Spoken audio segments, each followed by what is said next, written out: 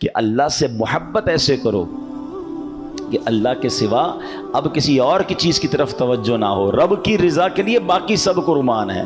یہاں ان لوگوں کے لیے بھی سیکھنے کے لیے مدنی پھول ہے جو دوسروں کو راضی کرنے کے لیے ہیں، مخلوق کو راضی کرنے کے لیے خالق کو ناراض کر دیتے ہیں. نبی پاک نے کیا فرمایا؟ اللہ سب تیری رضا پر قربان ہے. مگر ہم اللہ کی رضا کو بیہائنڈ رکھتے ہیں، یہ سوچتے ہی نہیں ہیں کہ یہ جو کام کر رہا ہوں اس میں اللہ راضی ہوگا. نہیں یار، دوست تو راضی ہو جائیں گے نا، بچے تو راضی ہو جائیں گے، چلو یار فیملی تو خوش ہو جائے گی. یہ نہیں سوچ رہے ہوتے کہ میں ان سب کو خوش کرنے کے چکر میں رب کو ناراض کر رہا ہوں. ہونا کیا چاہیے؟ یہ نبی پاک نے ہمیں سکھایا کہ رب کی رضا پہلے، اللہ راضی پھر سب راضی. اور اگر رب کو ناراض کرنے میں مخلوق ناراض بھی ہو جائے اس پہ غم نہیں کرنا ہوتا. ایک بات ہمیشہ زندگی کا فارمولہ بنا لیں، آپ سب کو راضی نہیں کر سکتے، ساری دنیا کو راضی آپ نہیں کر سکتے. کچھ لوگ بیچارے اسی میں مرے رہتے ہیں، یار لوگ راضی ہو جائیں، بندے راضی ہو جائیں، میرا نام خراب نہ ہو جائے، میرے خلاف کوئی بات نہ کرے. وہ اللہ کے بندوں، اگر آپ سچائی کی طرف جائیں گے، حق کی طرف جائیں گے، دین کی طرف چلیں گے اور پھر سبحان اللہ اللہ اور اس کے رسول کی رضا کے لیے چلیں گے تو سب لوگ آپ سے راضی نہیں ہوں گے. کچھ لوگوں کے مفادات پر ضرب پڑ رہی ہوگی تو وہ آپ کے لیے تعریف نہیں کر رہے. اب آپ کے نہیں، میں ان کو بھی راضی کروں، میں اس کو بھی راضی کروں. بھائی نبی پاک علیہ الصلوۃ والسلام کے خلاف بات کرنے والے موجود ہیں اس دنیا میں، معاذ اللہ، ہے نا، غیر مسلم ہے نا، ٹھیک ہے، اولیاء کرام کے خلاف بات کرنے والے موجود ہیں. تو سب کو راضی نہیں کیا جا سکتا. آپ کا اور میرا ٹارگٹ ایک ہی ہونا چاہیے، رب راضی ہو جائے، اللہ اور اس کے رسول راضی ہو جائے. اور ہاں، رب کی رضا کس میں کہ محبوب راضی ہو جائیں. آگے آپ سنیں گے کہ جس سے سرکار دو عالم علیہ الصلوۃ والسلام راضی ہو جائے نا، اس سے رب راضی ہو جاتا ہے. تو ہمیں ایک راستہ ملا ہے، ہمیں ایک ڈائریکشن ملی اور ہمیں اسی پر عمل کرنا چاہیے. امام فخر الدین رازی رحمۃ اللہ تعالی علیہ فرماتے، طائف کا موقع ہے، نبی پاک علیہ الصلوۃ والسلام کو تکلیف پہنچی تھی. محبوب ذیشان کے جسم اقدس پر پتھر برسائے گئے، جسم پاک سے خون نکل رہا ہے. مگر جب فرشتے حاضر ہوئے کہ آپ حکم دیجئے ہم اہل طائف کو تباہ و برباد کر دیں، لیکن نبی پاک علیہ الصلوۃ والسلام رحمۃ للعالمین ہے نا، موقع تھا، کنٹرول تھا، ریونج لے سکتے تھے، تہس نہس ہو جاتے، داستان بھی نہ رہتی ان کی. نبی پاک نے کیا فرمایا؟ اللہم اہد قومی انہم لا یعلمون. اے اللہ پاک میری قوم کو ہدایت فرما، یہ جانتے نہیں ہیں، یہ مجھے جانتے نہیں ہیں. کیا بڑا دل تھا. آج ہمیں موقع ملے ہمارے ساتھ کوئی زیادتی کرے، ہم کہتے ہیں میں بتاتا ہوں، اور پھر ایسا بدلہ لیتے ہیں کہ پتہ چلا کہ اس نے تو کم ظلم کیا تھا، مجھ سے بڑا ظلم کر دیتے ہیں. اچھا، ہمارے یہاں معافی بھی بڑی عجیب ہے. ہم معاف بھی اس کو کرتے جس کا کچھ بگاڑ نہیں سکتے. 4-5 گارڈ ہوں جس کے پاس، اور جناب اس کے بہت سارے آگے پیچھے لوگ ہوں، بندہ کہتا ہے چلو کوئی بات نہیں، معاملہ ختم. اس کا کچھ بگاڑ ہی نہیں سکتے آپ، اس لیے معاملہ ختم کیا. غریب ہوتا تو اس کی جگہ کوئی سائیکل والا جا رہا ہوتا اور آپ کے جناب کوئی بات بری لگ جاتی تو پھر کیا کرتے؟ پھر بھی معاف کرتے. یہ معافی نہیں ہے. مزہ یہ ہے یو ہیو کنٹرول. نبی پاک کے پاس کنٹرول تھا، اتھارٹی تھی. فرشتے آ گئے کہ حضور حکم کریں پہاڑ سے اس پوری بستی کو تہس نہس کر دیں. مگر سبحان اللہ، آقا نے ان کی ہدایت کی دعا کی، بدلہ نہیں لیا، دعا دی. اچھا، یہاں نبی پاک تو معاف فرما رہے ہیں، لیکن دوسری طرف کیا ہوا؟ غزوہ احزاب کا موقع ہے، کفار مکہ اکٹھے ہو گئے، مدینے پر چڑھائی کا ارادہ ہے. اس کیفیت میں نماز عصر کی ادائیگی میں دیر ہو گئی. اس پر نبی پاک کو ایسا جلال آیا، ایسا جلال آیا. کیا دعا کی؟ اللہم املا بطونہم نارا. اے اللہ پاک ان کے پیٹ جہنم کی آگ سے بھر دے. امام رازی نے کمال کی بات لکھی ہے، بڑی باریک بات ہے، سمجھیے گا. نبی پاک پر حملہ ہوتا ہے، اپنی ذات پر اٹیک ہوا، خونم خون ہو گئے، مگر اللہ کے حبیب نے معاف کر دیا. لیکن نماز کی ادائیگی میں تاخیر ہوئی کیونکہ اللہ کا حق نہیں ادا ہو رہا تھا. بس محبوب کا، ہمارے آقا علیہ الصلوۃ والسلام کا یہ انداز ہے، اور اللہ کی طرف سے بھی ارشاد ہوتا ہے، اے محبوب ہمارے ہاں بھی یہی قانون ہے، اگر کوئی مسلمان میرے حق میں کوتاہی کرے، مثلا نماز نہ پڑھے، نماز کو فرض جانتا ہو مگر سالہ سال ادا نہ کرے، وہ کافر نہیں ہو جاتا، وہ اسلام سے خارج نہیں ہو جاتا. لیکن اے محبوب اگر کہ کوئی آپ کے بال مبارک کی بھی معمولی سی بھی بے ادبی کرے گا تو ہماری بارگاہ کا دھتکارا ہوا ہوگا، اس پر کفر کا حکم لگا دیا جائے گا. فرق سمجھ رہے؟ سرکار دو عالم علیہ الصلوۃ والسلام اور اللہ رب العالمین کا یہ خوبصورت تعلق کیسا ہے کہ اللہ کے حبیب پر خود حملہ ہو رہا ہے، معاف فرما رہے ہیں.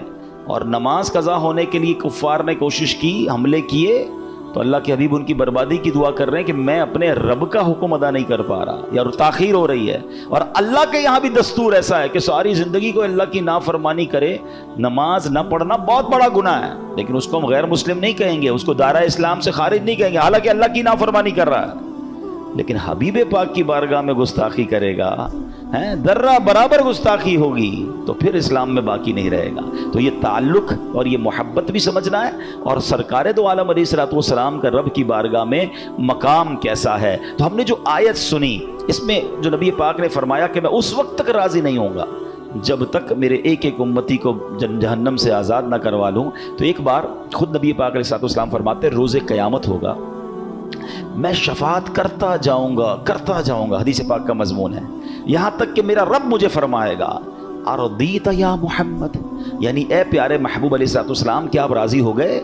میں عرض کروں گا نعم یا ربی رضیتو، ہاں اے میرے رب میں راضی ہوں. سبحان اللہ. تو معلوم یہ ہوا کہ نبی پاک کی رضا جو ہے وہ رب کی رضا ہے، اور اللہ کی رضا. سبحان اللہ. اچھا، اب شفاعت کے بارے میں ہمارا بلیف اور ہمارا عقیدہ کیا ہونا چاہیے؟ بڑی اہم بات کرنے جا رہا ہوں کہ ہمیں اس بارے میں اپنا مائنڈ سیٹ کیا رکھنا چاہیے. یاد رہے کہ عقیدہ شفاعت حق ہے، سچ ہے، اور ہم پر لازم ہے کہ ہم شفاعت کا عقیدہ پکا رکھیں، مضبوط عقیدہ رکھیں. سرکار دو عالم علیہ الصلوۃ والسلام فرماتے ہیں شفاعتی یوم القیامت حق، روز قیامت میرا شفاعت کرنا حق ہے.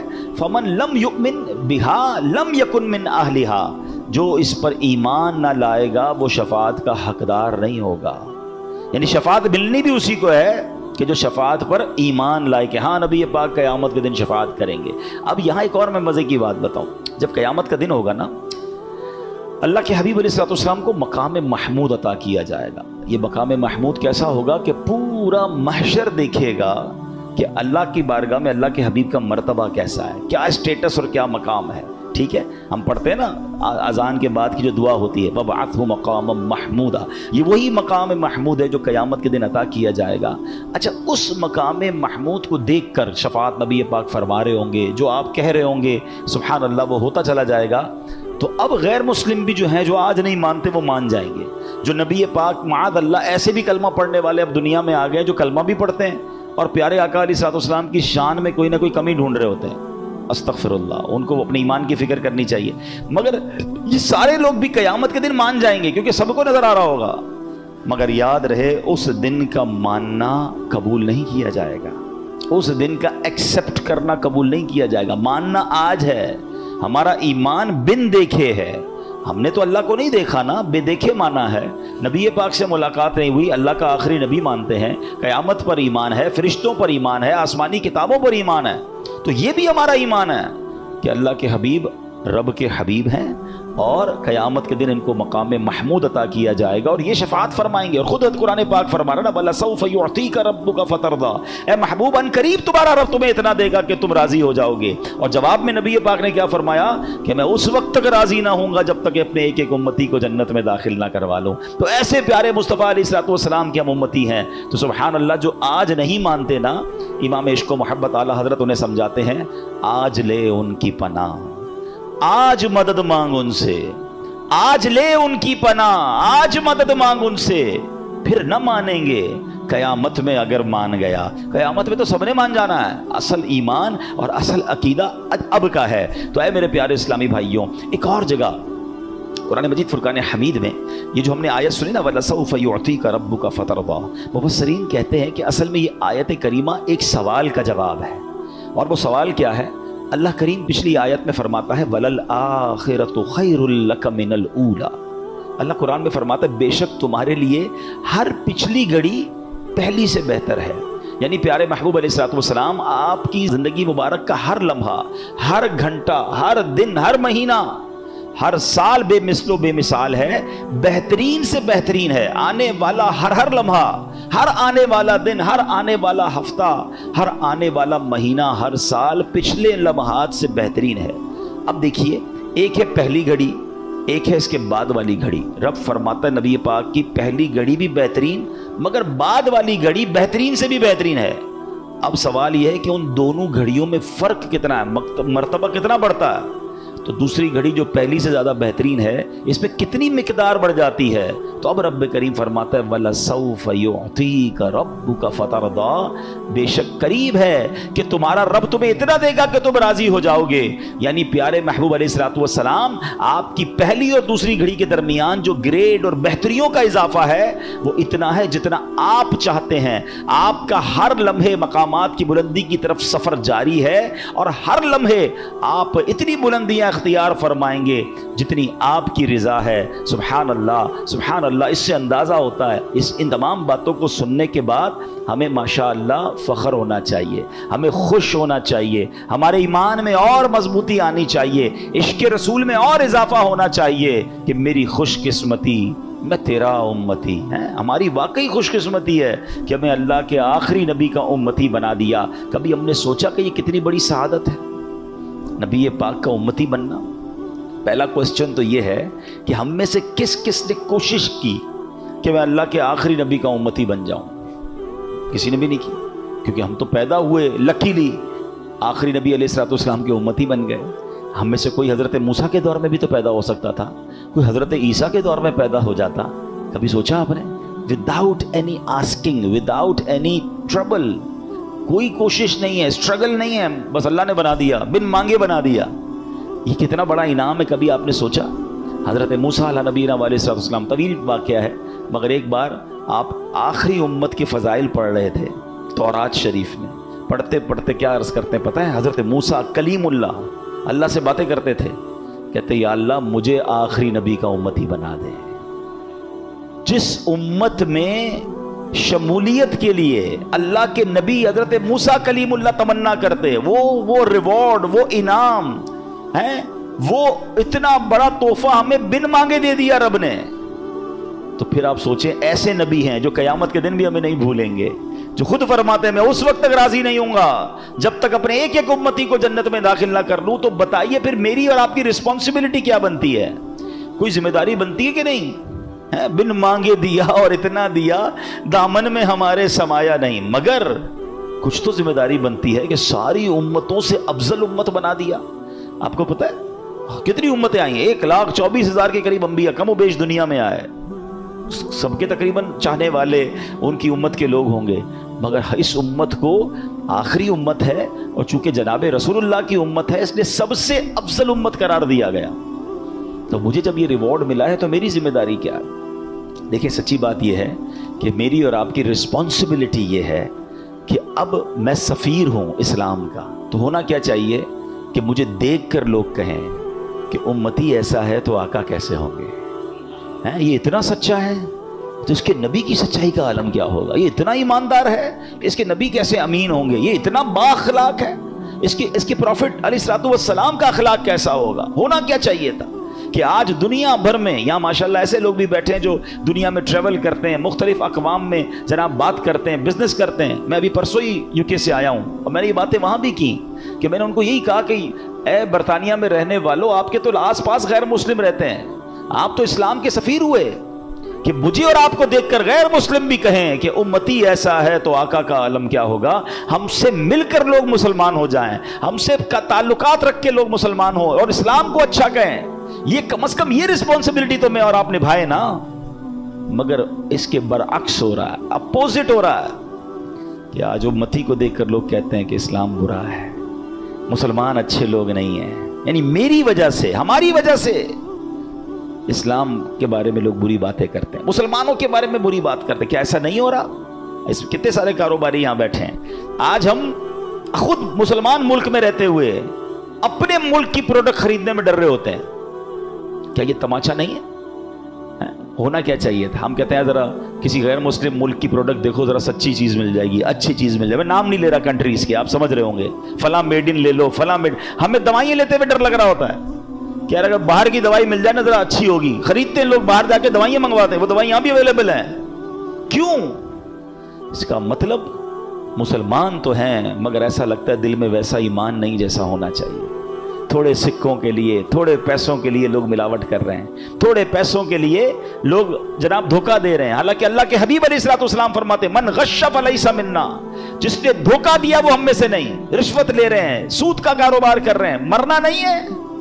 اچھا یہ سزا تو بعد میں جو ملنی ہے ملے گی، یہاں جو اسلام کا نام برباد ہو رہا ہے کہ آج لوگ میری اور آپ کی وجہ سے، جس کی وجہ سے ہو رہا ہے، میں سمجھانے کے لیے کہہ رہا ہوں کہ یار وہ اللہ کے حبیب علیہ الصلوۃ والسلام کو کیا منہ دکھائیں گے کہ تم نے میرے دین کا نام تو روشن نہیں کیا، کم از کم ایسا کام تو نہ کرتے کہ دین بدنام ہو گیا، اسلام کے بارے میں لوگ باتیں کرنے لگے۔ اور یہ ایسا نہیں ہے، شروع سے ایسا تھا، صحابہ کے دور میں، اولیاء کے دور میں، پڑھیں کتابوں میں، لوگ چہرہ دیکھ کر مسلمان ہو جاتے تھے، لوگ کاروبار کر کے مسلمان ہو جاتے تھے۔ آپ میں سے کچھ لوگ اگر فار ایسٹ گئے ہیں، سنگاپور، ملیشیا، انڈونیشیا، آگے چلے جائیں، کروڑوں اربوں لوگ مسلمان ہیں وہاں پر، پورا انڈونیشیا مسلمان ہے۔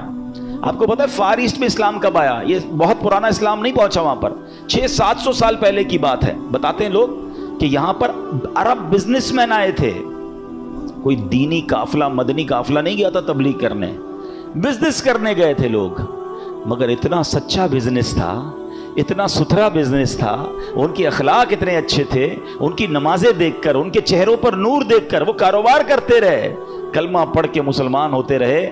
آج جناب وہاں کروڑوں مسلمان ہیں۔ تو یہ ہے اسلام نا، کہ بزنس کرتے کرتے لوگوں کو متاثر کر گئے۔ آج ہم سے کاروبار کر کے کوئی مسلمان ہوگا؟ ڈر رہے ہیں لوگ مسلمانوں سے کاروبار کرتے ہوئے۔ آج مسلمان کو پیسے دو تو ڈر لگ رہا ہوتا ہے واپس آئیں گے نہیں آئیں گے، اچھا وہ اللہ رسول کی قسمیں بھی کھا رہا ہوگا۔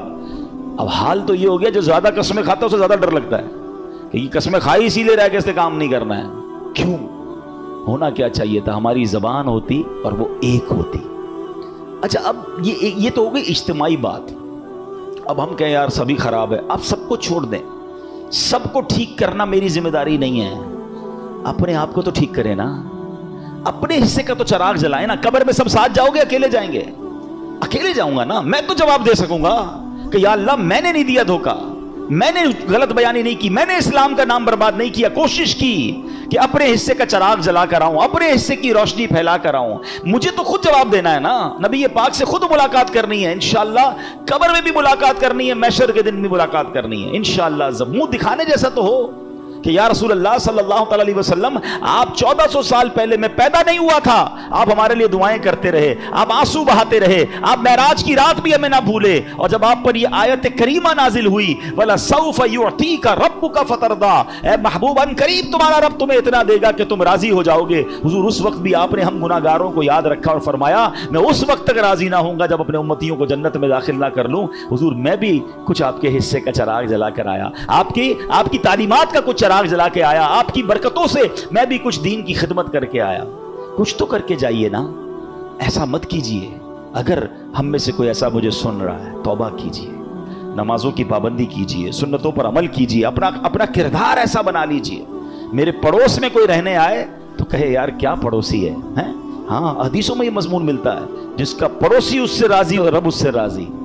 ہمیں تو پتہ ہی کوئی نہیں ہے پڑوس میں رہتا کون ہے، اور ناراض ہوتا ہے تو ہو اپنی بلا سے، ہمارا کیا ٹینشن ہے، ہمارے گھر کے آگے کچھ نہیں ہونا چاہیے، پڑوس میں بے شک بندہ بھوکا مر رہا ہے، ہمیں کوئی ٹینشن نہیں ہے۔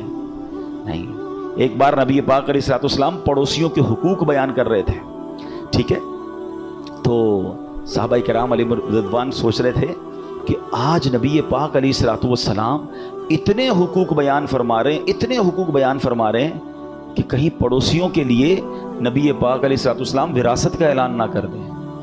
اتنے حقوق ہیں پڑوسیوں کے، اور ہم میں سے کس کو فکر ہے؟ نہیں، ہمیں ایسا مسلمان بننا ہے کہ میری وجہ سے نور پھیلے، روشنی پھیلے۔ ایک بڑی خوبصورت حدیث ہے، حدیث پاک کا مضمون ہے، پھر میں اپنے بیان کو ختم کرتا ہوں، کہ اللہ کے حبیب علیہ الصلوۃ والسلام نے فرمایا کہ کچھ لوگوں کو اللہ کریم نے شر کے لیے تالا اور خیر کی چابی بنایا ہوتا ہے، یعنی وہ جہاں جاتے ہیں نا ان کی وجہ سے شر بند ہوتا ہے، برے کام بند ہوتے ہیں اور خیر پھیلنا شروع ہو جاتا ہے۔ اور فرمایا کچھ لوگ ایسے ہیں کہ جن لوگوں کو اللہ کریم نے شر کے لیے چابی اور خیر کے لیے تالا بنایا ہوتا ہے، وہ جدھر جاتے ہیں خیر بند ہوتی چلی جاتی ہے، شر پھیلتا چلا جاتا ہے۔ اپنے بارے میں غور کریں، میں جدھر جاتا ہوں اچھائی پھیلتی ہے، برائی پھیلتی ہے۔ کچھ لوگ ہوتے ہیں آپ جب بھی ان کے پاس جائیں آپ کو سیکھنے کو ملے گا، آپ کو عبادت کا شوق ہوگا، ان کی باتوں سے کوئی اچھی بات سیکھنے کو ملے گی، اور ایسے بھی لوگ آپ کو معاشرے میں ملیں گے جب جاؤ کوئی الٹی بات کر رہے ہوں گے، خود بھی کوئی الٹا کام کر رہے ہوں گے، دوسروں کو بھی گائیڈ کر رہے ہوں گے، میں نے غلط کام کیا تم بھی کر لو، کوئی جوا کا طریقہ بتا رہا ہوگا، کوئی جناب کوئی فراڈ کا طریقہ بتا رہا ہوگا، کوئی چوری کا طریقہ بتا رہا ہوگا، کچھ نہ کچھ الٹا ہی بتا رہے ہوں گے۔ اب بھائی تم سے غلطی ہو بھی گئی، کوئی گناہ کر لیا، ضروری ہے سب کو بتانا؟ اب یہ سوشل میڈیا اس کا کام کر رہا ہے، معاذ اللہ۔ اب کیا ہوتا ہے کوئی بے حیا پکچر دیکھی، کوئی ویڈیو دیکھی، واٹ ایور، کوئی غلط کام آپ نے دیکھا، اب تو آپ نے دیکھا وہ بھی غلط تھا مگر شیئر کر رہے ہیں، اور بھی لوگ دیکھو، میں گناہ کر بیٹھا، اللہ کو ناراض کر بیٹھا، اب تم بھی کرو، اور تم کر کے تمہارا گناہ بھی میرے اکاؤنٹ میں ڈالو، یہ تو گناہ جاریہ ہو گیا نا، یہ شر کی چابی ہے نا، کہ آپ خود بھی غلط کر رہے ہیں، آپ نے غلط کر لیا توبہ کر لیں، مگر توبہ کرنے کی بجائے آپ لوگوں کو شیئر کر رہے ہیں، آپ سوچیں کیا کر رہے ہیں۔ اور یہ سوشل میڈیا تو اتنی بڑی تباہی ہے کہ آپ اگر کوئی گناہ حرام چیز سوشل میڈیا پر چھوڑ کر مر گئے ہیں، ہم تو مر جائیں گے نا، مگر وہ چیز باقی رہے گی، اور اگر لاکھوں لوگ بعد میں بھی دیکھتے رہیں گے تو ایسا نہ ہو قبر میں مار پڑتی رہے۔ یہ اللہ عقل دے ان لوگوں کو جو چند لائکس کے لیے، چند فالوورز کے لیے ناچ گانے ڈھول تماشے جو آ رہا ہے جناب، بس کہتے ہیں نا الٹا کام کروں گا تو ہی لائکس ملیں گے۔ سوشل میڈیا کا تو فارمولا یہ ہے نا کہ اے فار ایپل اور بی فار بال پر لائکس نہیں ملتے، کوئی اگر اے فار ایپل اور سی فار بال کہے تو لائکس ملتے ہیں، سی فار بال کیسے ہو گیا، الٹی بات کر دی، دنیا پر دیکھنے آ گئی، اچھا جناب اتنے ویوز ہو گئے۔ اللہ کے بندوں الٹے کام کر کے ویوز لے رہے ہو، لائکس لے رہے ہو۔ ایک جملہ میں نے بہت پہلے کہا تھا، دوبارہ اللہ کرے دل پہ لگ جائے، کہ لوگوں کے لائک لینے کے چکر میں ایسا کام مت کرنا کہ اللہ کی بارگاہ میں ان لائک ہو جاؤ، کروڑوں لائکس مل جائیں اور اللہ کی بارگاہ سے اللہ ناراض ہو جائے۔ کوئی کام ہے اس فالوور کا، ان لائکس کا؟ چھوٹے چھوٹے بچے یوٹیوبر بن رہے ہیں، اب تو ہم گھروں میں جاتے ہیں نا تو بچہ آتا ہے چھوٹا سا کہ میں بھی یوٹیوبر ہوں، میرا ذرا پیج پہ لائک کر دیں، اتنے سارے لائکس میرے۔ کس کام میں لگ گئی ہماری قوم؟ اچھا اگر آپ نے سوشل میڈیا کا استعمال کرنا ہے تو خیر کی چابی بنے نا، کوئی ایسی چیز شیئر کرے نا کہ میں بھی درود پاک پڑھ رہا ہوں آپ بھی پڑھیں، میں بھی باجماعت نماز پڑھنے جا رہا ہوں آئیے آپ بھی پڑھیں، فلاں بیان میں نے سنا آپ بھی، کوئی اچھی چیز فالو کروائیں نا، خیر کی چابی بنے، شر کی چابی بنے ہوئے ہیں۔